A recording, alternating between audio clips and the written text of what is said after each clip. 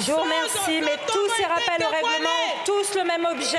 Et donc, en vertu de l'article 58, alinéa 3, Madame Kéké, je vous retire la parole. Mesdames et messieurs les députés insoumis, vous m'avez insulté 15 jours. Vous chantez, mais vous m'avez insulté. Personne n'a craqué. Personne n'a craqué. Et nous sommes là devant vous pour la réforme. J'ai pas le cœur à rire. Ce soir, on est en train de voler aux Français 2 ans de vie en bonne santé, de le faire avec une incroyable brutalité. Et vous vous marrez. Mais vous me faites vomir. Vous me faites vomir avec une telle attitude. On voit avec cet amendement que vous êtes des patriotes de pacotille, parce que c'est des entreprises françaises que vous allez...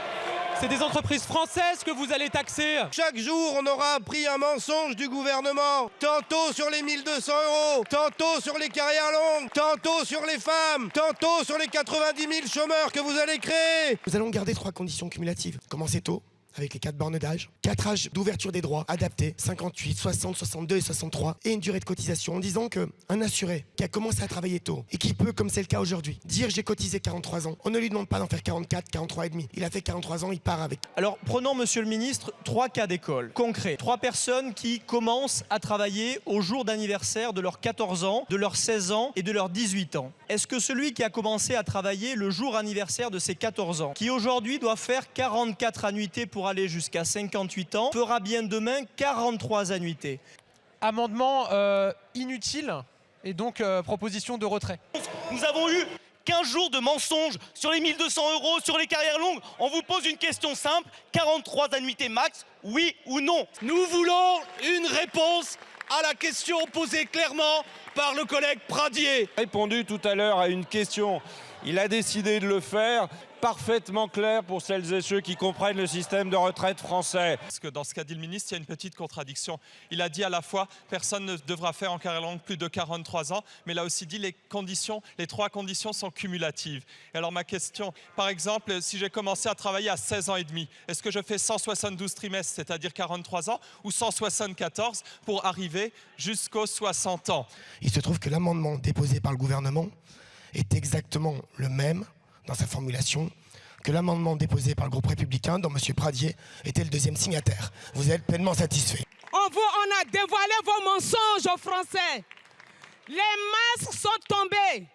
Toute cette soirée, vous nous avez dit quoi? Vous ne pouvez pas aller à la TIC7. Vous ne voulez pas débattre. Vous confisquez la parole. Aujourd'hui, tout le monde, la question qu'on vous posait depuis 2 semaines, tout le monde ici dans cet hémicycle vous pose la même question, monsieur le ministre. Vous ne répondez pas, vous n'arrivez pas à répondre. Vous espérez peut-être que ce texte-là puisse être adopté en 49.3. Mais Madame la Présidente, je le dis à la Présidente de l'Assemblée nationale que vous êtes, nous risquons un véritable sujet d'inconstitutionnalité. Quand on a commencé à travailler à 14 ans, est-ce que l'on cotise 43 ans ou est-ce que l'on cotise 44 ans? Je suggère au ministre de lever la main droite si c'est 44 ans et la main gauche si c'est 42 ans, parce qu'il peut être fatigué. Vous fuyez ces questions vous sont répétées, et depuis maintenant 1h30, vous ne vous les levez pas. Peut-être que ce soir à l'Assemblée, les débats seront terminés. Ici, nous sommes 150.